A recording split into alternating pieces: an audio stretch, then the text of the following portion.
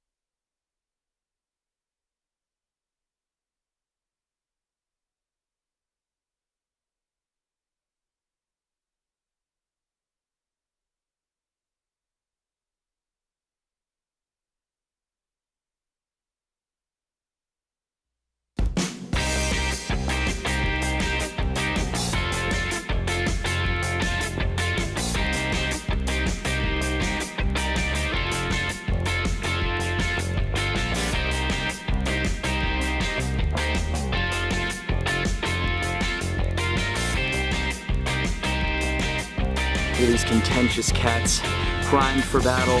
Yes, doctor? Oh my gosh. Too soon, Chief Fan? Oh wait. Very proper and British.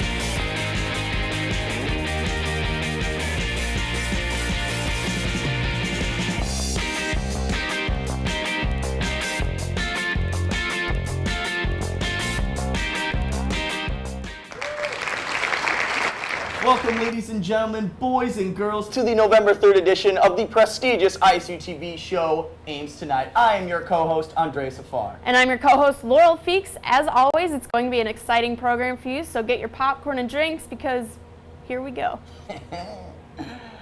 Have you ever been so enraged because your food was cold that you threw it right back at the person that gave it to you? Awfully specific, I know, but strangely enough, that's exactly what one Des Moines woman did Saturday afternoon at a Burger King when her food was allegedly too cold. 10 chicken nuggets are accused of attacking the Burger King manager, and a few fries are being held for questioning in connection to the assault. But the store manager was surprisingly not injured. This isn't the first quick cuisine restaurant to come under attack, with Ronald McDonald's Golden Arches coming under heavy fire as well. The customer paid for her meal and proved how fast food can be. I mean, have it your way, lady, but rumor has it around the courtyard that the Burger King is calling for the dissatisfied customer's head.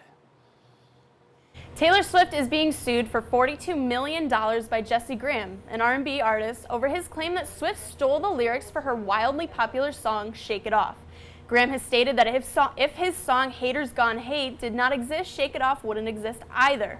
He also claims that their hooks are basically identical. The lyrics in Graham's song are, haters gone hate, players gonna play, watch out for them fakers, they'll fake you every day, while Swift's lyrics are, cause the player's gonna play, and the haters gonna hate. The 50-year-old R&B artist had previously reached out to Swift and her team requesting to be named as one of the songwriters and also requested a selfie with the pop superstar. Her camp denied this request. Swift will most likely be safe from copyright infringement due to fair use. Even though Swift did not parody Graham's song, they do not have the same message. It seems as if Shifty Swifty will win this one. Shifty Swifty. All right. Well, today you better vote or die or rock the vote because, I mean, if you can, because there's some serious issues to be decided on across the country. That's right. It's election day, but it's not for desired position of President of the United States quite yet. So Colonel Bernie Sanders, Mr. Jeb Can Fix It Bush, Hillary Clinton Benghazi, and the I Know Heart media crusader Ted Cruz will have to wait.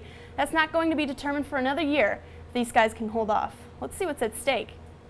Well, Ohio, the Buckeye State might change the dope legalization game with a significant amount of votes today. What the hell am I talking about? Well, Ohio could become the 5th state to legalize recreational marijuana, behind others like Colorado and Washington. But according to the Washington Post, it might be the first state to attempt to legalize both recreational and medical use of cannabis at the same time. Anyone remember Nick Lachey? All right, let's pause for the gasps and screams for the former girl crush of 98 Degrees. Pause. Oh, wow. He actually looks pretty good still, so good work. Anyway, Mr. Lachey, or dude, it's Lachey. Mr. Lachey is a firm supporter of the new pro-MJ laws, but it's not as great as it sounds. In what I only suspect is a better late than never desperate move by the boy band legend, he's trying to make a buck. several bucks actually. Now, before the stoners pack up their paraphernalia, their drug rugs, and their Rasta hats, let me explain what happens if Ohio passes the law. Only 10 farms will be allowed to grow marijuana on their land, thus monopolizing the sale of the green. Lachey owns one of these farms. Now, from heartthrob to kingpin, Lachey's 98-degree turn has gone to a complete 180. And it could prove to be an intelligent move on his part, even as many pot smokers have gone against him and the monopoly itself. So watch out, monopoly guy. You're a huge target. Just consider this, though. One of Ohio's main drug lords could be, and would be, Nick Lachey. That's quite a sentence. I never thought I'd actually say that. Or maybe I did. Who knows? Now, I'm going to be rich, and I'm going to call him. And I'm going to make that into a reality TV show. So let's work something out. But, just in, Ohio turned it down. So, sorry, Lachey. Sorry. The battle for transgender and gay rights is reaching its boiling point in the Lone Star State, particularly in Houston. The Houston Equal Rights Ordinance, or HERO, is designed primarily to protect the rights of gay and transgender people in the city and to prevent them from being subject to discrimination. If passed, they would obtain these rights in regards to housing, employment, and public accommodations, according to the Washington Post. Naturally, what's the big deal? Restrooms. This has been dubbed the bathroom bill by many, and the hugely contested debate rages on as to whether men and women can share the same lavatory. Now, I don't know about you folks, but if there's a long line at the women's room and the men's room line is empty, my bladder and brain work together, and I tend to not give a damn. I'm going where I can. I mean, look at the women's room symbol and tell me that nowadays that couldn't easily pass for a man in a dress. It could. Look at the men's room symbol. Are you really going to tell me that you haven't seen a woman with a square figure like that? While most are preoccupied with what the sign says, no men in women's restrooms, which sounds awfully familiar to a time where water fountains and bathrooms were segregated before, here I am thinking, why the hell are there so many signs in that dude's lawn? If I learned anything from watching King of the Hill, it's that citizens of Texas love their lawns and their propane. Does he even mow it? I don't want to know. But hey, America's broken down social barriers before, and they can do it again. Unisex bathrooms for all. Absolutely. Race over at Salt Lake City, Utah, near to where Ames tonight's own Annie Harmon lives. Shout out. The city could and would have its second ever woman and first ever openly gay mayor, pending tonight's voting results. Now, Democrat Jackie Bukupski has been mayor in the capital city of a Republican state in the headquarters of the Mormon Church for a while now. Here we see signs of social change, though, as the Washington Post puts it, because the Mormon Church has recently announced its campaigning to support anti-discrimination laws, when they previously spent over $20 million against legalizing same-sex marriage in California just this past decade. Now, is America getting better? Are we growing up? Is this real life? Is this going to be forever? But here we are talking about states like, Ohio, Texas, Utah. What's going on with Iowa? I mean, they need to step this up. I mean, all I'm hearing about are these pressing matters concerning roundabouts in Cedar Falls, a new library tax levy or something in Cedar Rapids. What in the blue hell is going on in the corn state? Hey, don't diss on Iowa. I may not be from here. Shout out to Illinois here on Ames tonight, but even I realize how far Iowa has come. Iowa was one of the first states to legalize same-sex marriage, and as of December 2015, it's legal to buy fireworks, something I know Andreas has been wishing for his whole life. Yep. Not bad. On the other hand, if it also allows blind people to have guns. Back in 2013, without worries over permits, and in Iowa, one-armed piano players must play for free, whether or not anyone has ever been in trouble for it or if it's still enforced.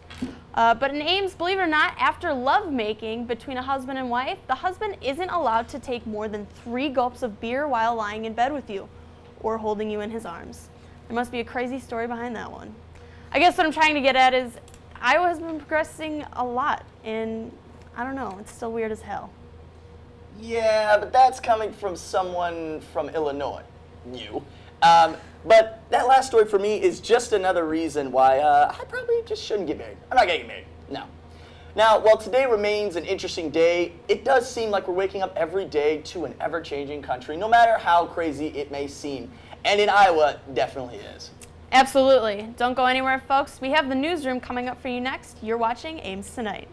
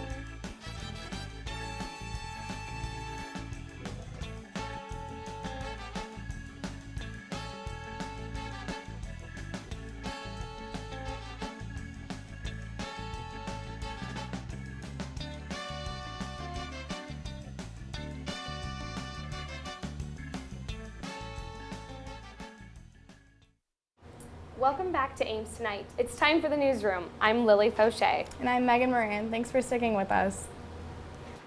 The Fuller House cast has been revealing photos of the set of the new show.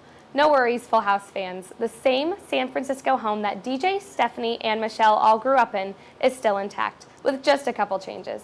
Candace Cameron Burr posted a photo of the house in progress saying, "They are building the Full House house on the Warner Brothers back lot. Welcome to my childhood home." Lori Laughlin and Dave Coulier also shared a photo of the two of them on the home's doorstep with the caption, "Joey and Becky finally made it home." The new series will be hitting Netflix in January 2016. If you're anything like me, the wait for a Full House reunion since the show ended many years ago has been well worth it. A Twitter story about a weekend trip to Florida has been read and talked about by millions. Isaiah Wells tweeted a lengthy story about her weekend trip to Tampa with a woman she barely knew, a crazy boyfriend, and an overprotective pimp. Overall, Wells explains the story about how she thought she was going to strip in high-end clubs, but was ultimately there to trap. The story gets even more wild when there's a fatal shooting, a kidnapping, a suicide attempt. Even talks about making this story being made into a movie, and Wells recently told TMZ that she's releasing a line of merchandise saying, "I'm cashing in on hoism." If you haven't read the Crazy Zola story yet, I highly recommend you check it out. Leonardo DiCaprio's Swedish doppelganger, Conrad Anrud, is a viral sensation. Anrud is a Swedish model, bartender, and musician. The Today Show reported that he is often confused with the young Titanic star. Anrud has about 75,000 followers on Instagram and has become a viral sensation.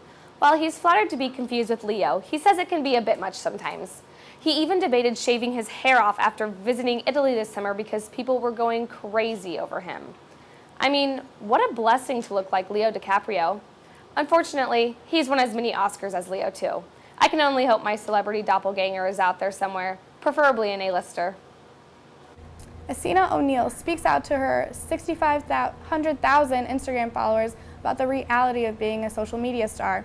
O'Neill recaptioned many of her photos with statements such as, "I put on makeup, curled my hair, tight dress, big uncomfortable jewelry, took over 50 shots until I got the one I thought you might like, then edited this one selfie for ages on several apps just so I could feel some social approval from you. There's nothing real about this." O'Neill's trying to teach young people that social media doesn't define your worth, and she even started her own website, letsbegamechangers.com. Just to hit your sweet spot, Jenna Bush Hager and her mom, Laura Bush, are to write a children's book together. The Today Show reported that the book, which is titled Our Great Big Backyard, is set to be published in May 2016. It's a picture book that focuses on a young girl who learns to really see what's around her. Co-author Laura explained her inspiration for the book, mentioning how much she enjoyed many outdoor activities and vacations with her daughter Jenna, and stated, "I want all children to go outside and play in nature and explore America's magnificent sights with their families." Well put, Laura. Attention all Harry Potter fans, J.K. Rowling has just announced a new play sequel to be the 8th story to the Potter series and the first ever to be presented on stage. Harry Potter and the Cursed Child is set to be played in 2 separate parts. The play takes place 19 years in the future and is focused on Harry's youngest son, Albus, and his struggles with his family legacy. The play will debut in London in July of 2016, or in 217 days. Yes, fans are counting down. Until then, Potterheads, binge watch all 8 Harry Potter movies and read all 7 books, because I know that's what I'll be doing. Actress Leah Remini has come out against the Church of Scientology, which she was a member of for 20 years. She criticized the church's use of youth labor and strict rules, among other things. We tried to reach her for further explanation, but she's currently lying unconscious in Tom Cruise's closet. That's the newsroom. Stay tuned for the Common Man's movie review and the Ladies Lounge.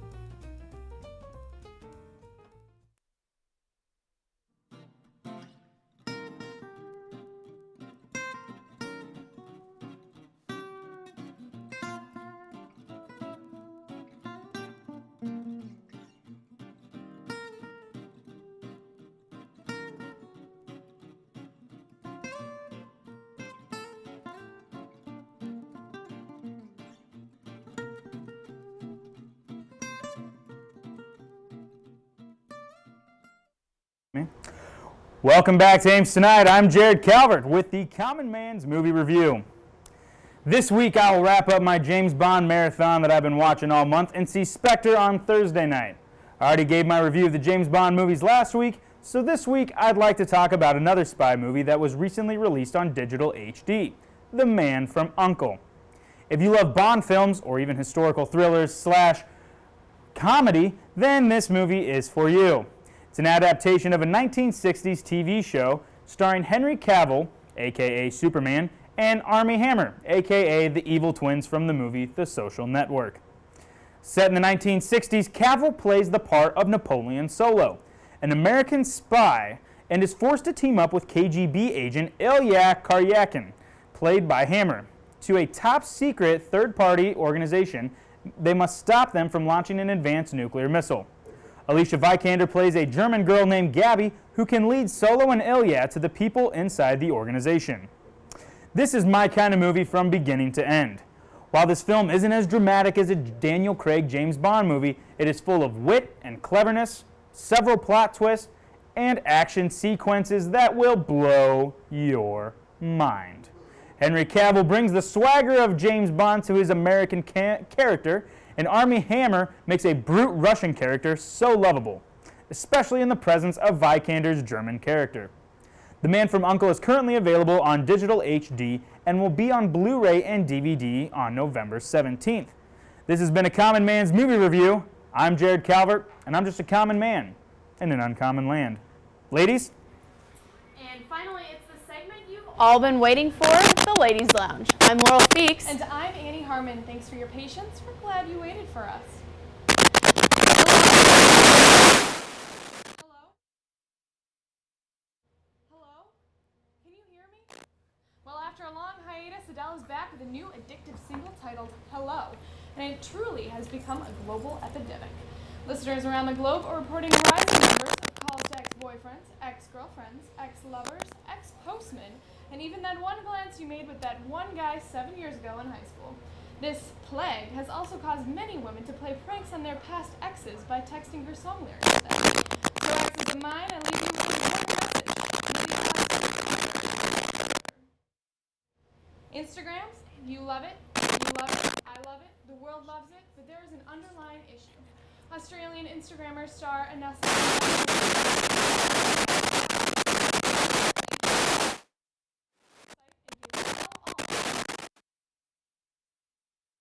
photos.